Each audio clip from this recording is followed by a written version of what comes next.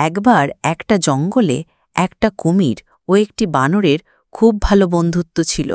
তারা মহানন্দে দিন যাপন করছিল।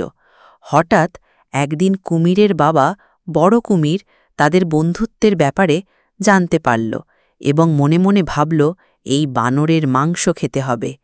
তাই ওই বড় কুমির তার ছেলেকে বলে সে যেন ওই বানরকে এখানে নিয়ে আসে। তাই কুমির বাচ্চা বানরকে নিয়ে সাঁতরে আসছিল। হঠাৎ বানরের সন্দেহ হল এবং সে জানতে চাইল তাকে কোথায় নিয়ে যাওয়া হচ্ছে। তখন বোকা কুমির বাচ্চা বলে, আমার বাবা তোমার হৃৎপিণ্ড খেতে চায়। তখন বানর বলে যে আমি তো আমার হৃৎপিণ্ডটা তো গাছেই রেখে এসেছি, আমাকে গাছের কাছেই নিয়ে চলো। বোকা কুমির আবার বানরকে গাছের কাছে নিয়ে গেলে সে আর নামল না। এইভাবে বানরটি রক্ষা পেল।